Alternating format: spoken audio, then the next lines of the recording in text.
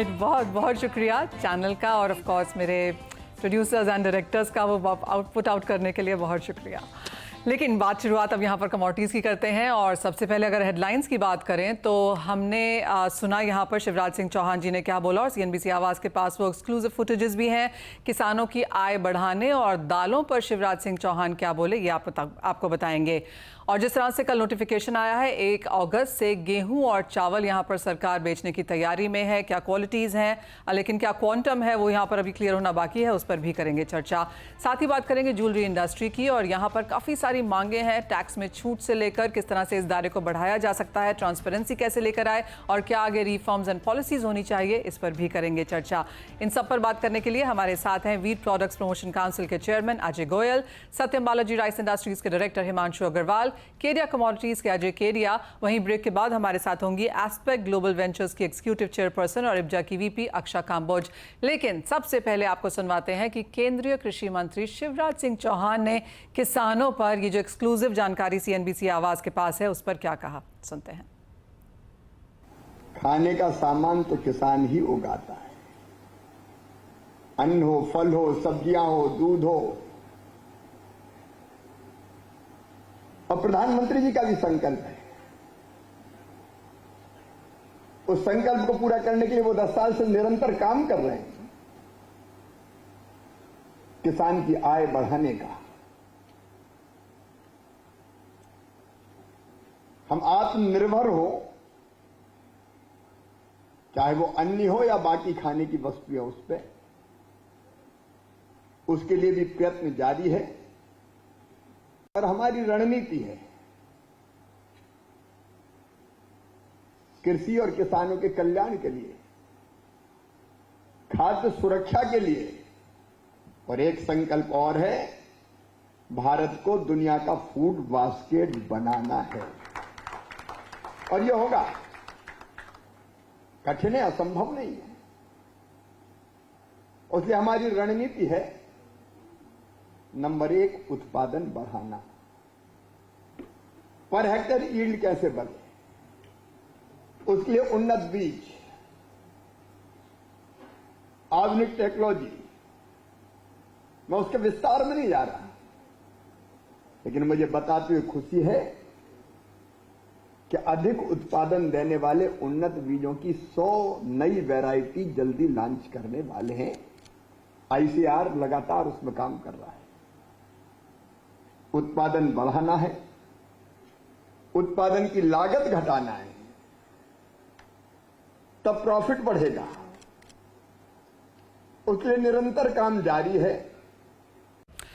Alright, तो हम आपको दिन भर आज यहाँ पर सुनाएंगे कि शिवराज सिंह चौहान जी ने क्या कहा। तो ये पहला उनका कॉन्वर्सेशन है यहाँ पर सबके समक्ष, जहाँ पर वो क्लियरली कह रहे हैं कि सेल्फ सफिशिएंसी एक चीज़ है जिसको यहाँ पर लगातार पुश किया जाएगा। दूसरी बात ये कि एग्रीकल्चर और फार्मर वेलफेयर पर यहाँ पर लगातार पीएम जोर देते रहे हैं और उसी लिहाज से यहाँ पर पॉलिसीज़ भी बनाई जाएंगी। तीसरी बात ये कि इंडिया खुद के लिए नहीं लेकिन वर्ल्ड फूड बास्केट बनने की यहाँ पर तैयारी में है, उसका रोड मैप भी यहाँ पर क्रिएट किया जा रहा है। और साथ ही साथ जिस तरह से सीड्स की उन्होंने बात करी, ये काफ़ी तरह का समय से यहाँ पर एक चिंताजनक चीज़ रही है, लेकिन जैसे उन्होंने कहा कि 100 नई वैरायटीज़ की जो बीज हैं उस पर काम किया जा रहा है, इसे जल्दी ही लॉन्च भी किया जाएगा। टेक्नोलॉजी को लेकर, प्रोडक्टिविटी को लेकर भी यहाँ पर काम है। तो ये कुछ चीज़ें हैं जो शिवराज सिंह जी चौहान यहाँ पर कहते हुए नजर आए हैं और एक क्लियर इंडिकेशन भी रहा है कि एग्रीकल्चर को जहाँ तक की बात है, फार्मर वेलफेयर है, रूरल इकोनॉमी है, इस पर काफ़ी कुछ किया जा रहा है। तो ये कुछ एक चीज़ें हैं जिन पर बात है। लेकिन जैसे मैंने कहा, शिवराज सिंह चौहान जी ने आज यहाँ पर क्या क्या कहा है वो दिन भर आपको सीएनबीसी आवाज़ पर हम बताएंगे। दालों के बारे में भी उन्होंने काफ़ी इंपॉर्टेंट चीज़ें यहाँ पर कही हैं और कुछ ही देर में आपके समक्ष वो भी लेकर आएंगे। लेकिन आगे बढ़ेंगे और बात अब यहाँ पर जो लेटेस्ट हमने इन्फॉर्मेशन आते हुए देखी है नोटिफिकेशन के जरिए कि फूड कॉर्पोरेशन ऑफ इंडिया यहाँ पर मिलेट्स, राइस और गेहूं को ओपन मार्केट में यहाँ पर बेचने की तैयारी में है। अजय गोयल जी हमारे साथ जुड़ चुके हैं। अजय जी नमस्कार। हम आपसे की बात पहले भी कर चुके हैं कि सरकार इसकी तैयारी बहुत जल्दी कर सकती है। एक जो नोटिफिकेशन है, आई एम अज्यूमिंग अब तक काफ़ी लोगों ने पढ़ा होगा, लेकिन क्वांटिटी यहाँ पर दर्ज नहीं की गई है। प्राइसिंग हमने ऑफकोर्स यहाँ पर आते हुए देखी है। आपने कैसे रीड किया है ये नोटिफिकेशन, क्या आप समझ रहे हैं इससे? सरकार ने जो है 2.5 मिलियन टन अभी एलोकेट किया है ओएमएसएस स्कीम के अंडर, और आज की तारीख में जो संकेत मिले उसके हिसाब से छोटे उद्योगों को 100 मैट्रिक टन पर वीक और बड़े को 200 मैट्रिक टन पर वीक मिलने की संभावना है। और मोस्ट लाइकली 1 अगस्त तक जो है पहला टेंडर भी पब्लिश हो जाएगा और ये pan India 2325 plus x Ludhiana जो फ्रेट है, जितना भी किराया जुड़ेगा हर एक डिपो का, वो वहां का बेस प्राइस। जी अजय जी, आपका क्या रिएक्शन है प्राइसिंग को इसमें लेकर? 2350 रुपए जो है और जिस तरह का क्वांटम है, आपको लगता है वो इनफ रहेगा, पर्याप्त रहेगा? देखिए, ये तो एक्चुअली 2350 है, नॉट 2350। जी पर्याप्त तो ऐसा है, सरकार जो है बाजारों पे जैसे उबलते दूध पे पानी छिड़कती है, वो वाला काम करना चाह रही है। और मेरे ख्याल से 1 महीना तक जो है उसको सक्सेस भी मिलेगा। और ये ऑलमोस्ट पिछले साल का एक्शन रिप्ले सरकार सोचती है कि उसी नीति को लेके अगर ये साल भी शायद जो है वो निकाल ले। लेकिन सरकार अब क्या है, बहुत ज्यादा माइक्रो मैनेजमेंट में आ गई है फूड ग्रेन्स के मामले में, खासतौर के गेहूं के मामले में। और जो कमी है वो तो है ही, अब सरकार कितना अधिक से अधिक रिलीज कर पाती है आने वाले दिनों में, उस पर डिपेंड करेगा। जिस तरह से जिस जो क्वांटम आपने कहा है पर वीक, यहाँ पर स्मॉल और लार्ज प्लेयर्स को यहाँ पर मिलता हुआ नजर आएगा, क्या वो पर्याप्त है? वन, और किस तरह की डिमांड आप आगे जाता हुआ देख रहे हैं और किस तरह के प्राइसेस की एक्सपेक्टेशन है? नहीं, ये जो एलोकेशन है और जो सीलिंग है, लिमिट है हर मिलर या प्रोसेसर के ऊपर, वो तो बहुत कम है। जैसे मैंने पहले भी कहा था, वो शायद 1 दिन या आधे दिन की भी रिक्वायरमेंट जो है सरकार पूरे नहीं करने वाली। लेकिन ये एक शुरुआत है। मुझे उम्मीद है कि आने वाले दिनों में सरकार जो है जैसे जैसे डिमांड बढ़ेगी, इस मात्रा को भी जो है बढ़ाएगी, ताकि जो है सफिशिएंट सप्लाई रहे। खास तौर पे वो जो दूर दराज के इलाके हैं, जो नॉन प्रोड्यूसिंग स्टेट्स है, वहां पर जहां पर ट्रांसपोर्टेशन का भी इश्यू रहता है, अगर सफिशिएंट क्वांटिटी सरकार एलोकेट कर लेती है और ये सीलिंग हर हफ्ते या हर 15 दिन या हर महीने इसको थोड़ा थोड़ा बढ़ाते रहती है, तो बाजार जो है ज्यादा कोई जो है उछल कूद नहीं करे। एक फाइनल सवाल अजय जी, और ये प्राइस सेंस पे है। जैसे आपने कहा कि बहुत ज़्यादा तेज़ी देखने को नहीं मिलेगी क्योंकि सरकार ये क्वांटिटी आगे जाके बढ़ाती रह सकती है, लेकिन इन दैट सेंस अगर हम ये प्रोग्राम अगले 3 महीने की अगर बात करें तो क्या आप देखते हैं प्राइस रेंज? प्राइस राइज मेरे ख्याल से देखिए 1% प्रति माह तो जो है कॉस्ट ऑफ कैरी है। उतनी जो बढ़ोतरी है वो तो स्वाभाविक है, क्योंकि कोई भी आदमी अगर गेहूं लेके चल रहा है तो 1-1.25% तो हर महीने जो है उसका खर्चा ही किराए लग जाता है। Okay. तो मेरे ख्याल से जो है अगले आने वाले 3 महीने में 5-6% भाव जो है बढ़ सकते हैं। 3 से 5% प्रति 3 महीने में बढ़ सकते हैं। 3 महीने में 3 से 5%? 5%। ओके हाँ, बिल्कुल। ओके अजय जी, एक फाइनल सवाल। अब बजट से क्या एक्सपेक्टेशंस है? कोई एक चीज हो जो wheat as an industry, wheat products as an industry देख रही है तो क्या है? देखिए, बजट से ऐसा लग रहा है कि जो पोस्ट हार्वेस्ट है इंडिया में सबसे कमजोर है। जो गेहूं का जो व्यापार होता है आज भी बोरियों में होता है। आप समझ लीजिए 100 मिलियन टन प्लस का क्रॉप है, वो सब बोरियों में भरा जाता है। लोग उसे ढोते हैं, ट्रकों में लादा जाता है, उसे फिर जो है अनलोड किया जाता है। हर जगह मैनुअल इंटरवेंशन है, बहुत वेस्टेज होता है। गनी बैग्स का कॉस्ट बहुत हाई है। तो सरकार अगर जो है किसी तरीके से बल्क हैंडलिंग, साइलोज और बल्क मूवमेंट के ऊपर जो है किसी तरह का प्रोत्साहन दे, और निजी व्यापारी और निजी उद्योग उसमें अगर जो है इन्वेस्ट करे, तो ये आने वाले सालों में जब अपनी जो है, जैसे मंत्री जी ने कहा, दिशा दिखाई है कि जो है प्रोडक्टिविटी और प्रोडक्शन दोनों बढ़ाने का प्लान है, तो मेरे ख्याल से बहुत जरूरी है कि पोस्ट हार्वेस्ट पे जो है सरकार सीरियसली विचार करे और उस इन्वेस्टमेंट को प्रोत्साहन दे। Fair point that. Ajay ji, बहुत शुक्रिया साथ जुड़ने के लिए। तो क्लियरली वो पूरा ब्यौरा सामने गेहूं पर है। As of now of course जो एलोकेशंस हैं स्मॉल हैं, आगे जाके बढ़ सकती हैं, लेकिन जैसे अजय जी कह रहे हैं बल्क हैंडलिंग को जो प्राइवेट इन्वेस्टमेंट है उसको यहाँ पर एनकरेज करे, तो वो अब एक चीज़ शायद यहाँ पर बजट में आती हुई नजर आएगी भी। ये तो बात हुई चावल की, लेकिन हमारे साथ हिमांशु अग्रवाल भी हैं। हिमांशु, नमस्कार। आप कैसे देखते हैं प्राइसिंग एंड क्वांटिटी? नमस्कार मनीषा जी। गवर्नमेंट ने ये जो OMSS का स्कीम निकाला है, जिसमें 24 रुपए के तहत ये नाफेड, NCCF और इन सब लोगों को चावल दे रही हैं भारत ब्रांड में सेल करने के लिए। गवर्नमेंट का जो स्टेप है प्राइस कंट्रोल करने के लिए, ये समझना होगा कि ये स्टेप कितना कामगर रहा है पिछले दिनों में जब गवर्नमेंट ने ये पहले किया था, क्योंकि any which ways exports all time down पर हैं पिछले 5-6 सालों का अगर आप डेटा देखें तो। लोकली देयर इज मतलब बहुत ज़्यादा डिमांड है नहीं अभी जिससे प्राइजेस पे कोई कंट्रोल किया जाए। जो भी प्राइजेस पे रिटेल पे इन्फ्लेशन गवर्नमेंट देख रही है वो एक्चुअली उस वैरायटी का है जो ना गवर्नमेंट डिस्ट्रीब्यूट कर रही है ना एक्सपोर्ट हो रहा है, वो एक डिफरेंट वैरायटी है। तो रिटेल इन्फ्लेशन ऑफ राइस को इससे डीलिंग करना बहुत ज़रूरी है, बिकॉज ये जो चावल गवर्नमेंट डिस्ट्रीब्यूट कर रही है वो एनी विच वेज रिसाइकल होकर बाहर ही जा रहा है, ये कहीं पे भी प्राइस कंट्रोल करने में बहुत ज़्यादा मदद कर नहीं रहा है। तो थोड़ा सा गवर्नमेंट नीड टू अंडरस्टैंड कि ये जो वीट और राइस का लिंकिंग है कि वीट में गवर्नमेंट के पास इनफ स्टॉक नहीं है, राइस में there is 3 times the stock, उसके बाद भी राइस को रेगुलेट किया जा रहा है। This needs to be understood in a better way. हम जानते हैं हमारे पास सरप्लस है, एक्सेस सप्लाई है, वो काफ़ी सारी रिपोर्ट्स हम आता हुआ यहाँ पर देख भी चुके हैं। तो आपको भी लगता है हिमांशु कि इस बार जो बजट आएगा उसमें हम शायद यहाँ पर ड्यूटीज़ में कुछ फेरफार होता हुआ देखें? काफ़ी सारी कॉन्वर्सेशन उसकी ऑलरेडी हो चुकी है ऑफिशियल्स की तरफ से, सूत्रों के हवाले से। क्या आप एक्सपेक्ट कर रहे हैं? जी डेफिनेटली ड्यूटीज पर गवर्नमेंट को रीलुक करना चाहिए, बिकॉज इंटरनेशनली इंडियन प्राइस अब कॉम्पिटिटिव रहा ही नहीं है। जहां हम थाईलैंड की, म्यांमार की, वियतनाम की, पाकिस्तान की या साउथ अमेरिका जो हमारे कॉम्पिटिटिव नेशंस से एक्सपोर्ट में, वो सब आज हमसे कॉम्पिटिटिव एज ले चुके हैं, उनके प्राइजेस हमसे बेटर हैं, उनके एक्सपोर्ट्स नंबर्स हमसे बेटर हो चुके हैं। So India has lost that competitive as जो हमने बिल्ड किया था पिछले 10 सालों में। तो डेफिनेटली ड्यूटीज़ के ऊपर एंड गवर्नमेंट को अंडरस्टैंड करना है कि हम ये इंटरनेशनल मार्केट पूरी तरीके से इसके ऊपर जो हमारा ग्रिप था वो कमज़ोर होता जा रहा है। अगर हम ड्यूटीज़ पर अगर हमने ड्यूटीज़ नहीं हटाई तो ये एक्सपोर्ट मार्केट के लिए काफ़ी ख़राब रहेगा एंड लोकली भी प्राइजेस क्रैश होंगे, जो कि हम देख रहे हैं। आज आप देखिए लोकल मार्केट में वाइट राइस जो कि एक समय पे 35 से 36 रुपए केजी ट्रेड कर रहा था, आज 25-26 रुपए में भी कोई मार्केट में लेवाल नहीं है इस कार्गो का। रीज़न क्योंकि आपने ड्यूटी लगा दी है, तो इंटरनेशनली आपने बैन कर दिया है, तो इंटरनेशनली हम बेच नहीं सकते। लोकली इस चावल का कोई कंजम्पशन है ही नहीं। जो रिटेल इन्फ्लेशन जिससे सरकार परेशान है वो किसी और वेराइटी का है जिसको इस वाइट राइस के तरह देखा जा रहा है, जो कि सही नहीं है।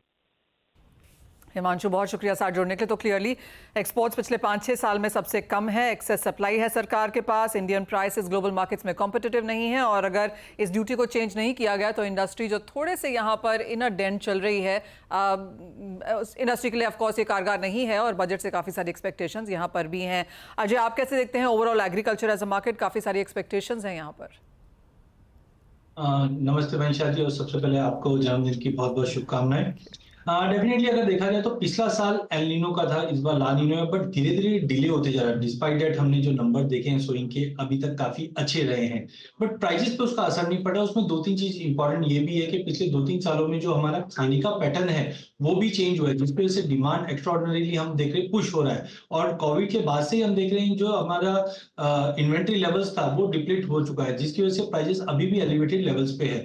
तो कुल मिला के मुझे लगता है हाँ, मानसून की वजह से काफी अच्छे रिलीफ है, लेकिन अभी भी वो दिखाई नहीं दे रहा प्राइसेस पे, जिसकी वजह से गवर्नमेंट ने, अजय जी ने भी बताया कि माइक्रो लेवल पे आ चुकी है गवर्नमेंट के इस चीज को मैनेज किया जाए। तो मुझे लगता है as of now edible oil complex की बात करें तो यहाँ पे हम देख रहे हैं कि प्राइसेस में काफी स्टेबिलिटी बन चुकी है। पल्सेस में मुझे लगता है हाँ सोइंग अच्छी है, लेकिन अभी भी हमारे पास 1.5-2 महीने का पीरियड है, तो यहाँ पे प्राइसेस थोड़े से स्टक ऑफ ही रहेंगे। लेकिन हाँ, वीट के अंदर मुझे लगता है कि जो अभी अजय जी ने बताया भी है, प्राइसेस हो सकता है कि और बढ़े, क्योंकि इंटरनेशनल में भी हम देख रहे हैं कि थोड़ा बहुत टाइटनेस रहेगा जो 2800-2850 तक का लेवल दिखा दे। पैडी के अंदर भी मुझे लगता है कि मार्केट 4 से 4150 का जो दायरा उसी में रहेगा। तो कुल मिला के जो पहले एक डर लगा हुआ था कि बहुत ही ज्यादा स्पाइक आ सकता था, वो अब धीरे धीरे कम हो रहा है, एक गवर्नमेंट के इंटरवेंशन की वजह से, दूसरा जो इस बार के नंबर्स आएंगे वो थोड़े बहुत अच्छे हैं मानसून को लेकर। तो कुल मिला के मुझे लगता है कि मार्केट में जो पहले डर बना हुआ था वो धीरे धीरे ऑफसेट होता हुआ दिखाई दे सकता है आगे जाके। चलिए, आशा यही है और होपफुल ये भी है कि बजट से यहाँ पर काफ़ी कुछ सपोर्टिव देखने को मिलेगा भी। लेकिन इसी के साथ एक ब्रेक के लिए रुकेंगे, लौटेंगे तो बात करेंगे नॉन एग्रो की, और इब्जा की वीपी अक्षा कंबोज होंगी हमारे साथ। नमस्कार और अब हमारे साथ इब्जा की वीपी अक्षा कंबोज हैं। अक्षा हाय एंड मेनी कंग्रेचुलेशंस। आपका जब आपने इब्जा ज्वाइन किया उसके बाद ये पहला इंटरव्यू है एंड एक्सपेक्टेशन यही कि आपसे आगे जाकर बहुत सारी बातें होंगी। लेकिन सबसे पहले इस साल की अगर इंडियन मार्केट्स की बुलियन बाइंग की बात करें तो फर्स्ट हाफ थोड़ा सा अनइवन सा रहा है, but that usually is the case और माना यह जाता है कि सेकेंड हाफ स्ट्रांग होता है, शादियाँ हैं, फेस्टिविटीज़ एक्सेट्रा हैं। कैसे देखती हैं आप इस साल को दोनों भागों में बटा हुआ? Thank you so much for having me. And Manisha ji, wish you a very happy birthday. Thank you Aksha. हाँ जी। जी। So, जैसे US इलेक्शंस अभी होने वाले हैं एंड Yep. मेरे हिसाब से डोनाल्ड ट्रम्प जीतेंगे। ओके। उससे काफी इनसिक्योरिटी आएगी वर्ल्ड इकोनॉमी में। देन ट्रेड वॉर्स आएंगे, टैरिफ बैरियर्स बढ़ेंगे and federal reserves are also set to cut their interest rates by this year end. So जो कंट्रीज का फेथ लूज होएगा इन डॉलर वो ऑटोमेटिकली अट्रैक्ट होंगे towards gold. So demand definitely बढ़ेगी। अभी जैसे 2750 के करीब जाना चाहिए बाय ईयर एंड। ऑलराइट। जी हाँ, आपका जो 2750 का नंबर है वो city bank of America UBS से काफ़ी मेल खाता है, बिकॉज इन सभी को लगता है कि नेक्स्ट ईयर में यहाँ पर और हायर हाइज बनने ही चाहिए। सिटी तो ऑफकोर्स यहाँ पर 3000 की बात भी कर रहा है। लेकिन अक्षा, जब इंडियन मार्केट्स की बात आती है तो ऑफकोर्स हाउस होल्ड्स में यहाँ पर अच्छा खासा गोल्ड है। पिछले 2 सालों में हमने देखा है कि एज अ फाइनेंशियल एसेट इसका जो मेल है वो यहाँ पर काफ़ी बढ़ता हुआ नजर आया है। कैसे देखती हैं आप ये वेरियस बाइंग अपॉर्चुनिटीज गोल्ड में? That is the safest bet because एक तो कभी भी लिक्विड है, आप कभी भी इसको लिक्विफाई कर सकते हैं एंड गोल्ड इज एवरग्रीन। अपनी इंडियन मेंटालिटी भी ऐसी है कि gold is the best investment. Aksha, अब क्या एक्सपेक्टेशंस हैं यहाँ पर आगे जाते हुए अब गोल्ड में? आई मीन जी हाँ, हमने इब्जा की लिस्ट पढ़ी है, काफ़ी एग्जॉस्टिव है कि बजट से क्या एक्सपेक्टेशंस हैं, लेकिन अगर टॉप 3 यहाँ पर देखना हो तो आप क्या देखती हैं?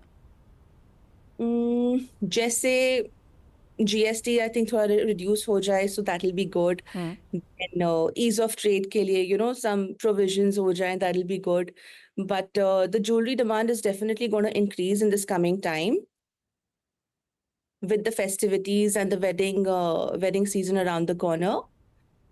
डेफिनेटली बढ़ेगा। अच्छा, ऑल्सो अगर यहाँ पर ऑर्गेनाइज सेक्टर के तौर पर ज्वेलरी को देखा जाए तो यहाँ पर काफ़ी बढ़त है, हमने ज़्यादा और IPOs यहाँ पर आते हुए देखे हैं।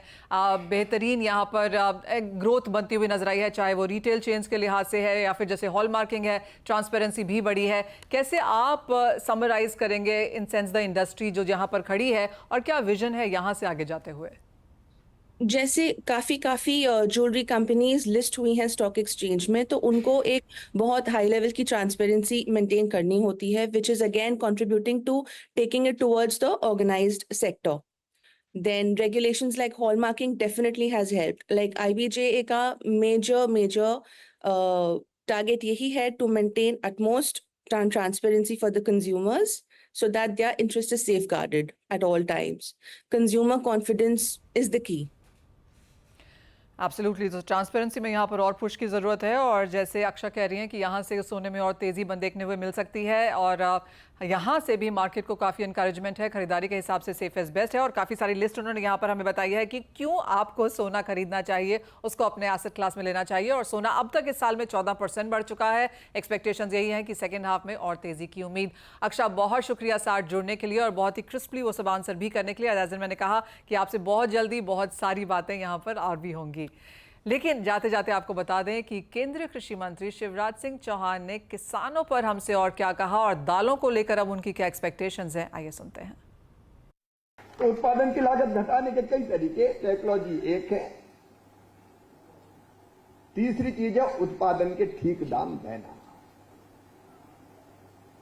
किसान को सही दाम मिले। इसलिए मुझे कहते हुए प्रसन्नता है प्रधानमंत्री जी के नेतृत्व में MSP में लगातार वृद्धि और MSP पर खरीदी वो लगातार जारी है। और चौथा, नुकसान हो जाए तो नुकसान की भरपाई करना प्राकृतिक आपदा में। क्लाइमेट चेंज, ग्लोबल वार्मिंग, कभी वर्षा नहीं तो कभी इतनी वर्षा कि बाढ़ तबाही ला देती है। एक तो कार्बन के बारे में बताया शिंदे जी ने, क्लाइमेट चेंज और ग्लोबल वार्मिंग के खतरे से लड़ना है। और इसलिए बांस जैसी फसल उसके लिए बहुत उपयोगी होती है। किसान की आय भी बढ़ाएगी, जरूरत भी पूरी करेगी, रोटी कपड़ा मकान का इंतजाम भी करेगी और जलवायु परिवर्तन के दुष्प्रभाव को रोकेगी भी। जो माइक्रो इरिगेशन में महाराष्ट्र काम कर रहा है वो भी अद्भुत है। पानी की एक एक बूंद कीमती है। प्रधानमंत्री जी कहते हैं पर ड्रॉप मोर क्रॉप, इसलिए कैनाल इरिगेशन नहीं, नहर में पानी बह रहा है उसमें से कुलावा लगा के खेत में पूरा पानी ले जाओ, उसके बजाय मध्य प्रदेश ने भी प्रेशराइज पाइप की प्रणाली अपनाई है। पाइपों में भर के पानी लाओ और एक आउटलेट किसान को दे दो जहां ड्रिप और स्प्रिंकलर का सिस्टम लगा के वो अपने खेत में बूंद बूंद पानी दे। एक एक बूंद कीमती है, कम पानी में ज्यादा सिंचाई है।